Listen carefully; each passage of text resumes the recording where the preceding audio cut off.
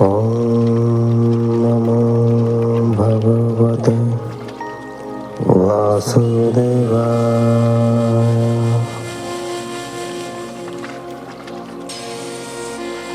ॐ नमो भगवते वासुदेवाय।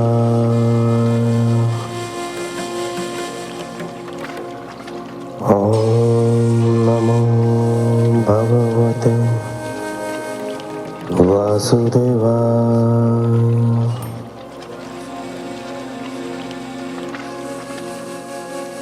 आप सुन रहे हैं हिंदू रिचुअल्स, हिंदू रीति रिवाज द्वारा प्रसारित श्रीमद् भागवत महापुराण।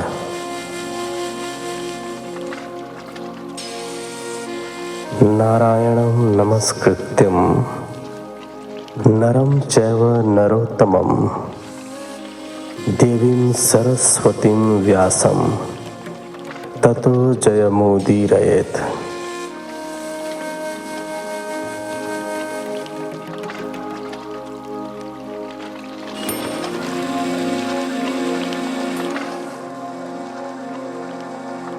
श्रीमद् भागवत कथा तृतीय स्कंध। तृतीय स्कंध में कुल अध्यायों की संख्या 33 है, जिन्हें आप अलग अलग एपिसोड्स के माध्यम से सुन पाएंगे। तृतीय स्कंध के इस एपिसोड में आप सुनेंगे अध्याय संख्या 1 से लेकर 5 तक। तो चलिए कथा आरंभ करते हैं पहले अध्याय से।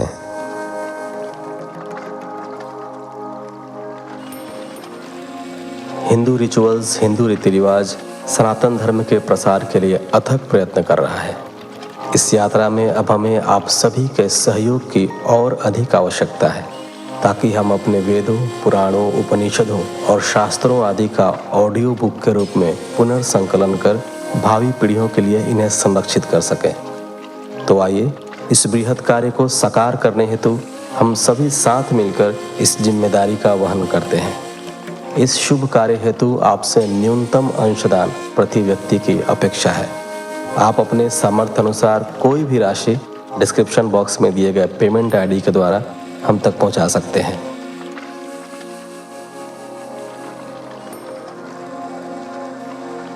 पहला अध्याय। उद्धव जी और विदुर जी की भेंट। श्री शुकदेव जी ने कहा, परीक्षित, जब भगवान श्री कृष्ण पांडवों के दूत बनकर हस्तिनापुर गए तो दुर्योधन ने उन्हें राजभवन में भोजन के लिए आमंत्रित किया, किंतु भगवान श्री कृष्ण ने दुर्योधन का आमंत्रण ठुकरा दिया और वे बिना बुलाए ही श्री विदुर जी के घर को अपना घर समझकर उनके यहाँ चले गए। इससे महात्मा विदुर बहुत प्रसन्न हुए।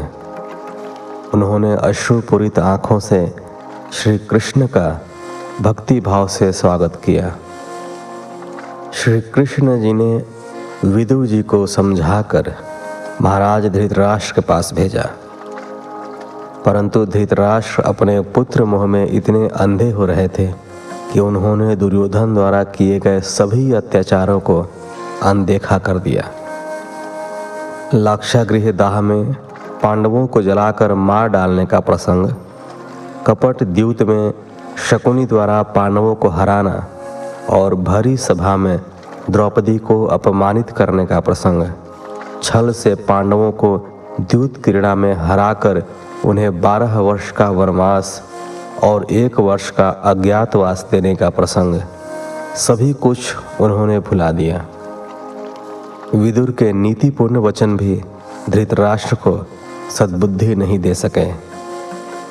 दुर्योधन ने श्री कृष्ण से कहा कि वह पांडवों को उनका राज्य या 5 गांव तो क्या, उन्हें सुई की नोक बराबर भी भूमि नहीं देगा।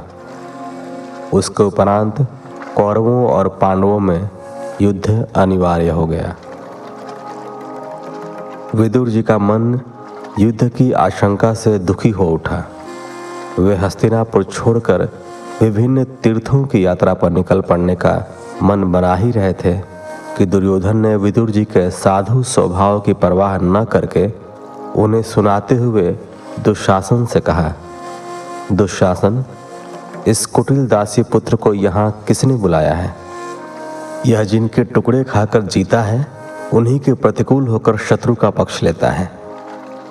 जी चाहता है कि इसके प्राण ले लो, किंतु तुम इसके प्राण तो मत लो, परंतु इसे हमारे नगर हस्तिनापुर से बाहर निकाल दो। अपने भाई धृतराष्ट्र के सामने ऐसे कठोर वचन सुनकर विदुर जी का हृदय आहत हो उठा। धृतराष्ट्र को चुप बैठे देखकर वे दुखी हो उठे और बिना कुछ कहे राजमहल से निकलकर चले गए। फिर वे एक पल के लिए भी हस्तिनापुर में नहीं रुके और अपने राजसी वस्त्र और अस्त्र शस्त्र राजभवन के द्वार पर रखकर चुपचाप हस्तिनापुर से चल दिए। हस्तिनापुर से चलकर वे अनेकानेक पुण्य तीर्थों में विचरण करने लगे। उन्होंने साधु वेश धारण कर लिया था, जिससे आत्मीय जन उन्हें पहचान न सके। वे शुद्ध और साधारण वृत्ति से अपना जीवन यापन करते थे। इस प्रकार भारतवर्ष में विचरते हुए वे एक दिन प्रभास क्षेत्र में पहुँचे। वहाँ उन्हें पता चला कि भगवान श्री कृष्ण की सहायता से पांडवों ने कौरवों का नाश कर दिया है। महाराज युधिष्ठिर हस्तिनापुर के राजा होकर पृथ्वी पर एक क्षत्र अखंड राज्य करने लगे हैं। युद्ध में महाविनाश दोनों पक्षों का हुआ है।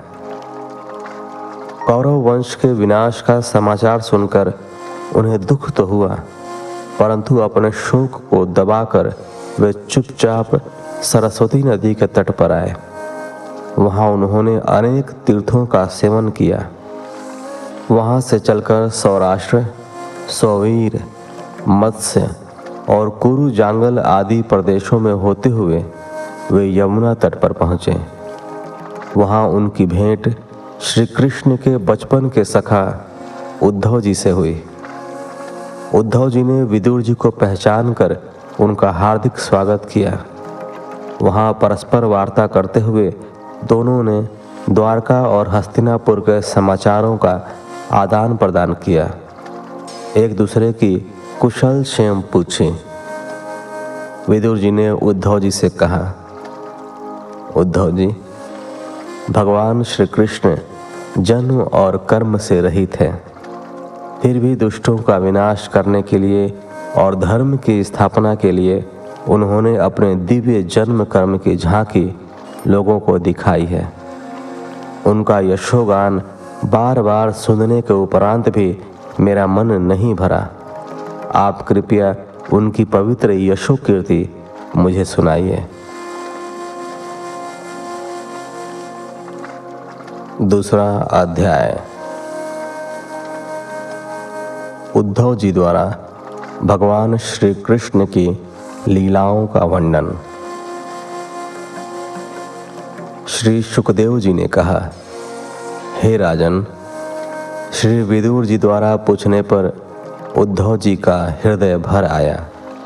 उन्हें श्री कृष्ण जी के साथ बिताए बचपन से लेकर वृद्धावस्था की बातें याद आने लगीं। उनका हृदय विरह से व्याकुल हो उठा। उनका गला अवरुद्ध हो गया, मुंह से बोल नहीं फूटा। उद्धव जी श्री कृष्ण के चरण कमलों की स्मृति में डूबे हुए 2 घड़ी तक कुछ भी नहीं बोल सके। अत्यधिक रोमांच के कारण उनके अश्रु बहने लगे। कुछ पल अपने को संयत करके वे विदुर जी से कहने लगे। उद्धव जी बोले, विदुर जी, श्री कृष्ण रूपी सूर्य के छिप जाने से हमारे जीवन में अंधकार छा गया है। हम श्रीहीन हो गए हैं। यह मनुष्य लोक बड़ा अभागा है जो उनके भगवत स्वरूप को नहीं पहचान पाया। विशेषकर यदुवंशी तो बड़े भाग्यहीन हैं जिन्होंने निरंतर श्री कृष्ण के साथ रहते हुए भी उन्हें नहीं पहचाना। समस्त विश्व के आश्रय श्री कृष्ण को वे एकमात्र श्रेष्ठ यादव ही समझते रहे। यह कैसी विडंबना है कि जिन्होंने अपने जीवन में कभी तप नहीं किया, उन्हें श्री कृष्ण अपनी भुवन मोहिनी छवि दिखाकर अंतर्धान हो गए। भगवान श्री कृष्ण ने अपनी बाल लीलाओं का जो दृश्य उपस्थित किया था, उसे देखकर हम सब ग्वाल बाल ही क्या, सारा जगत मोहित हो जाता था। उन लीलाओं में सौभाग्य और सुंदरता की पराकाष्ठा थी।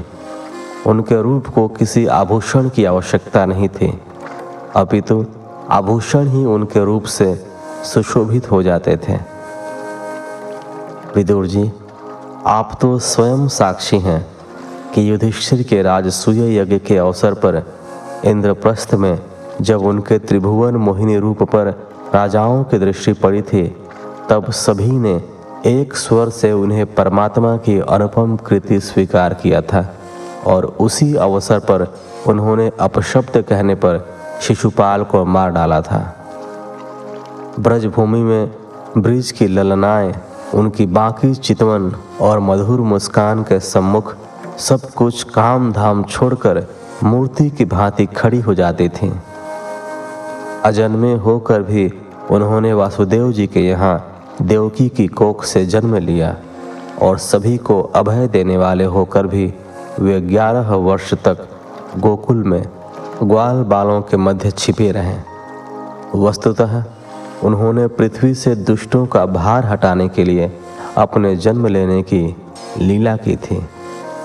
उनसे पहले शेषावतार बलराम जी को वे रोहिणी के गर्भ से ब्रजमंडल में भेज चुके थे। उनके जन्म लेते ही कंस के बंदीगृह के द्वार खुल गए थे और रक्षक सो गए थे। वासुदेव कृष्ण जी भादो मास की अष्टमी के दिन उस भयानक काल रात्रि में धरती पर अवतरित हुए थे। कंस को भय था कि उसकी बहन के गर्भ से जो पुत्र होगा वह उसका काल होगा। इसी भय से उसने वासुदेव और देवकी को बंदीगृह में डाल रखा था और वह एक एक करके देवकी की 6 संतानों को पत्थर की शिला पर पटक कर मार चुका था। उसे हर समय अपनी मृत्यु का भय बना रहता था। विदुर जी, आप तो जानते ही हैं कि वासुदेव जी किस प्रकार उस भयानक काली रात में उमड़ती हुई यमुना को पार कर श्री कृष्ण को यशोदा की गोद में डाल आए थे और किस प्रकार कंस ने वहम और भय के कारण ब्रज के नवजात शिशुओं की हत्या करानी प्रारंभ की थी, परंतु श्री कृष्ण का वह कुछ भी नहीं बिगाड़ सका था। उसने पूतना नामक राक्षसी को उसके स्तनों में विष लगाकर गोकुल भेजा, पर कृष्ण ने उसका स्तनपान करके उसे धाय का पद दिया और उसके प्राण अपने होठों से खींच लिए। उस परम दयालु श्री कृष्ण के अतिरिक्त ऐसा कौन है जो अपने वध को आए व्यक्ति को ऐसी परम गति प्रदान करे? विदुर जी, श्री कृष्ण की जब बातें याद आती हैं तो मेरा मन व्यथित हो जाता है। ऐसा कौन पुरुष है जो उनके चरण कमलों की एक बार छवि देखने के उपरांत उन्हें भुला सकता है? महाभारत के युद्ध में जिन योद्धाओं ने उन्हें अपने नेत्रों से देखा था, वे सभी अर्जुन के बाणों से बिंध कर परम गति को प्राप्त कर गए थे। स्वयं श्री कृष्ण तीनों लोकों के स्वामी हैं। वे स्वतः सिद्ध ऐश्वर्य से सर्वदा पूर्ण काम हैं, परंतु उनकी लीला देखिए कि एक ओर वे कंस का वध करते हैं और दूसरी ओर काल यवन के पराक्रम से घबराकर मथुरा छोड़कर द्वारकापुरी भाग जाते हैं और रणछोड़ कहलाना पसंद करते हैं। उनकी अद्भुत नीतियों से भला कौन पार पा सकता है? मैं तो उन असुरों को भी उनका भक्त समझता हूँ जो वैर भाव के कारण हर समय उन्हीं का ध्यान करते रहते हैं। गोकुल प्रवास में यमुना के किनारे उपवनों में हरे भरे वृक्षों पर कलरव करते असंख्य पंछियों के झुंड रहते हैं। भगवान श्री कृष्ण ने बछड़ों और गौओं को चराते समय ग्वाल वालों के साथ वहाँ विहार किया था। ब्रज के वासियों को अपनी ओर आकृष्ट करने के लिए वे अनेक बाल लीलाएं दिखाया करते थे। कभी उनके साथ रोते, कभी हंसते, कभी गोपियों का माखन और दही चुराते, कभी उनकी हांडियाँ तोड़ डालते, कभी अपने होठों पर मुरली धरकर ऐसी धुन बजाते कि सारा ब्रज मंडल अपनी सुध बुध भुला बैठता। कंस ने उन्हें मारने के लिए मनमाना रूप धारण करने वाले कितने ही मायावी राक्षस वहां भेजे, पर कृष्ण ने देखते देखते उन्हें मार डाला।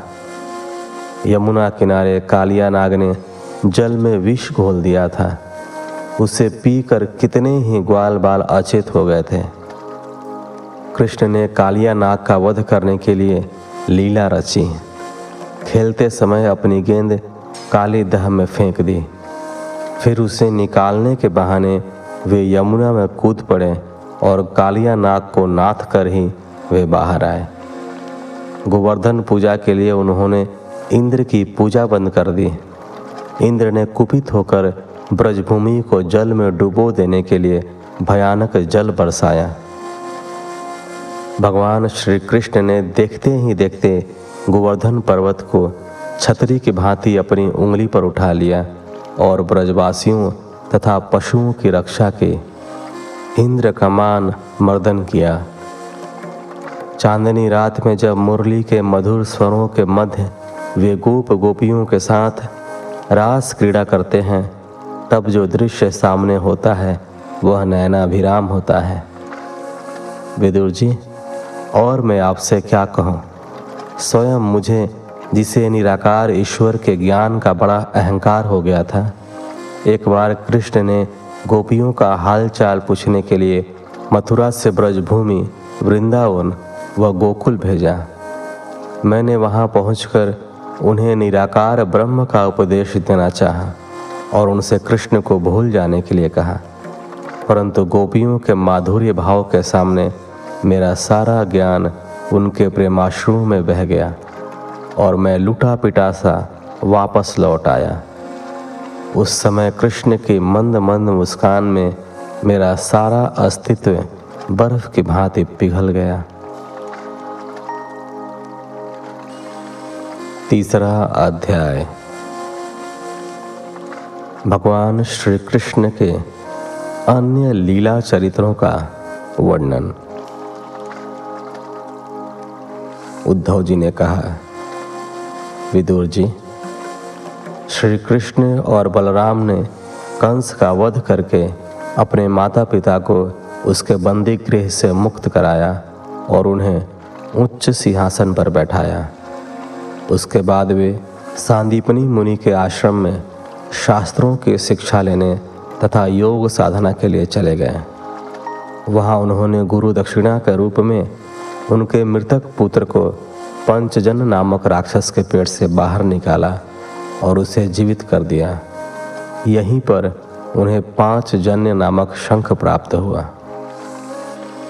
विदुर जी, भीष्मक की पुत्री रुक्मिणी श्री कृष्ण से प्रेम करती थी। उसने संदेश भेजकर श्री कृष्ण को बुलाया। वहाँ भीष्मक अपनी पुत्री का विवाह शिशुपाल से करना चाहते थे, परंतु श्री कृष्ण ने रुक्मिणी का हरण कर उससे विवाह कर लिया।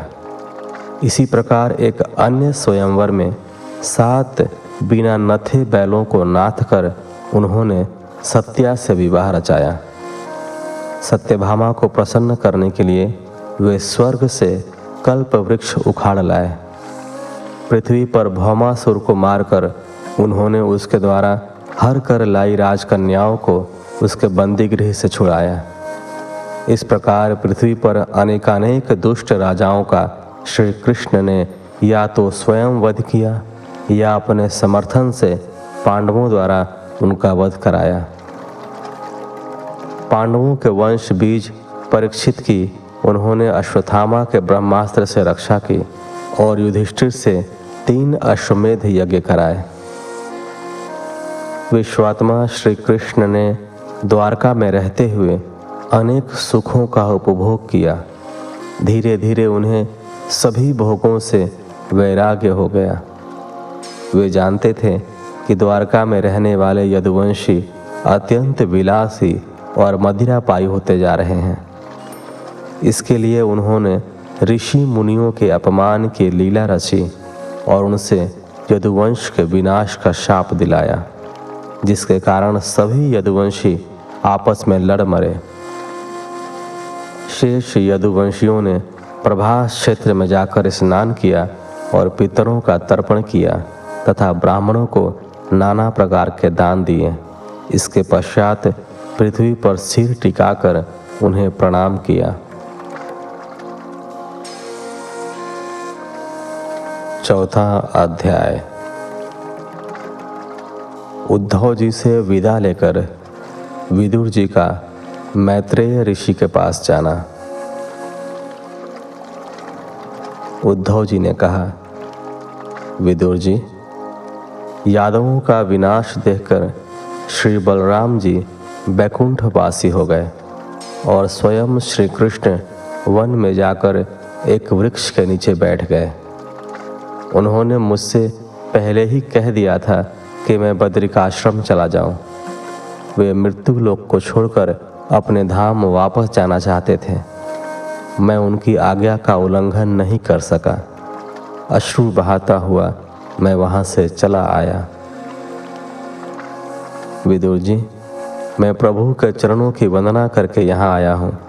उन्होंने ही मुझे आत्म तत्व का आदेश दिया था और अपने विश्व रूप का ज्ञान कराया था। इस समय उनके विरह से मेरा चित्त अत्यंत व्याकुल है।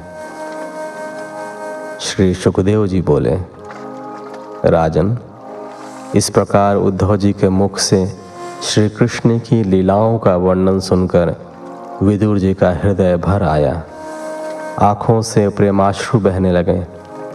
उन्होंने उद्धव जी से श्री कृष्ण के गूढ़ रहस्य को प्रकट करने वाले परम ज्ञान को जानने की इच्छा प्रकट की। तो उद्धव जी ने उन्हें मुनिवर मैत्रेय जी के पास जाने के लिए कहा। उसके बाद विदुर जी उनसे विदा होकर मैत्रेय जी से भेंट करने की इच्छा से चल पड़े।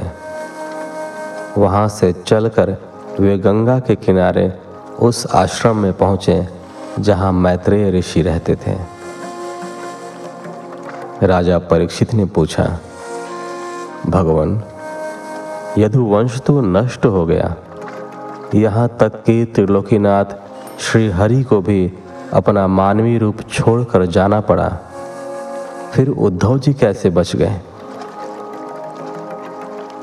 श्री सुखदेव जी ने कहा, राजन, अपने वंश के विनाश के उपरांत श्री हरि ने अपने विग्रह को त्यागते समय यही सोचा था कि अब इस लोक में मेरे चले जाने के बाद संयम शिरोमणि उद्धव जी ही मेरे ज्ञान को ग्रहण करने के सच्चे अधिकारी हैं। अतः मेरे ज्ञान की शिक्षा देने के लिए वे अभी यहीं रहे। वेदों के मूल कारण श्री कृष्ण जी के इस प्रकार आज्ञा देने के कारण उद्धव जी बद्रिकाश्रम में जाकर समाधि योग द्वारा श्री हरि की आराधना करने लगे और परम भागवत का उपदेश देने लगे। 5वां अध्याय। विदुर जी और मैत्रेय ऋषि का वार्तालाप। श्री सुखदेव जी ने कहा, परीक्षित, श्री मैत्रेय जी हरिद्वार क्षेत्र में निवास करते थे। शुद्ध भक्ति भाव से विदुर जी जब उनके पास पहुँचे तो मैत्रेय जी ने उनका प्रेमवश आत्मिक स्वागत किया। विदुर जी ने उनसे पूछा, भगवान, संसार में सुख पाने के लिए सभी कर्म करते हैं, परंतु उनसे उन्हें न तो सुख मिलता है और न उन्हें दुख दूर करने का उपाय ही सुझाई देता है। अतः इस विषय में ऐसा क्या करें जिससे सुख की प्राप्ति हो, कृपया मुझे बताइए। श्री मैत्रेय जी ने कहा, विदुर जी, आपने सभी मनुष्यों पर कल्याण की भावना से यह उत्तम प्रश्न पूछा है। आप व्यास जी के औरस पुत्र हैं। आपका हृदय नित्य श्री हरि में लीन रहता है। आप मन लगाकर सुने। जो मनुष्य परमेश्वर से विमुख रहते हैं वे सदैव दुख के सागर में पड़े रहते हैं और जीवन मरण के चक्र से वे कभी भी नहीं छूट पाते। वे जो भी कर्म करते हैं उनसे उन्हें सुख कम और दुख अधिक प्राप्त होता है। यदि वे अपने जीवन में परमात्मा का ध्यान और भजन थोड़ा बहुत भी करें तो संसार के दुखों से उन्हें उसी प्रकार छुटकारा मिल जाए जिस प्रकार औषधि सेवन करने से शरीर का रोग नष्ट हो जाता है। इस संसार में मनुष्य जैसा भी अच्छा बुरा कर्म करता है उसे वैसा ही फल प्राप्त होता है। मनुष्य सांसारिक मोह में पड़कर अपने पुत्र, पत्नी, कन्या, पौत्र, पौत्री और अन्य निकट संबंधियों के लिए सुख की कामना तो करता है, परंतु इस मोह माया के बंधन से छुटकारा पाने का कोई उपाय नहीं करता। भगवान श्री कृष्ण का स्मरण सभी भव बंधनों और दुखों को दूर करने वाला है। जिस समय मनुष्य इन बंधनों से मुक्त हो जाता है उसी समय से सुख के मार्ग उसके लिए खुल जाते हैं। ईश्वर की कृपा के बिना किसी सुख की कल्पना करना व्यर्थ है। विदुर जी ने पूछा, हे साधु शिरोमणि, आप मुझे उस शांति के साधनों का उपदेश दीजिए जिसके अनुसार आराधना करने से भगवान अपने भक्तों के हृदय में आकर विराजमान हो जाते हैं और अपने स्वरूप का अपरोक्ष रूप से अनुभव करने वाला सनातन ज्ञान प्रदान करते हैं। मैत्रेय जी ने कहा, विदुर जी, जब मनुष्य इंद्रियों के सुखों का त्याग करके अपना मन सांसारिक भोगों से विरक्त कर लेता है और परमेश्वर का स्मरण और भजन करता है तब वह माया के बंधनों से छूट जाता है। इस बंधन के टूट जाने पर उसका मन अतिशय शांत हो जाता है। उस शुद्ध और शांत हृदय में ही भगवान अपने भक्त के भक्ति भाव से खींचकर आ बैठते हैं। हृदय में भगवान के प्रवेश करने के उपरांत भक्त को किसी भी ज्ञान की आवश्यकता नहीं होती, क्योंकि उस समय जो सनातन ज्ञान उसे प्राप्त होता है वह उसे परम पुरुष परमात्मा के आनंद लोक में ले जाने वाला होता है। विदुर जी ने पूछा, ऋषिवर, इस त्रिलोकी के नियंता श्री हरि अनेकानेक दिव्य लीलाएं जन कल्याण के लिए किया करते हैं। शास्त्रों में उन्हें अकर्ता कहा गया है। फिर वे किस प्रकार इस सृष्टि की रचना करते हैं, किस प्रकार वे इस जगत के जीवों का पालन करते हैं और किस प्रकार से वे समस्त संसार को अपनी योग माया से नष्ट करके शयन करते हैं, यह रहस्य आप हमें बताइए। मैत्रेय जी ने कहा, विदुर जी, सृष्टि रचना के पूर्व समस्त जीवों के आत्मा एक पूर्ण परमात्मा ही थे। न कोई दृष्टा था और कोई दृश्य था। उस समय परमात्मा अकेले ही थे। जब वे स्वयं दृष्टा होकर देखने लगे तो कोई दृश्य दिखाई नहीं दिया, क्योंकि उस समय वे ही सर्वत्र अपने अद्वितीय तेज से वहाँ प्रकाशित हो रहे थे। सब ओर प्रकाश ही प्रकाश फैला हुआ था।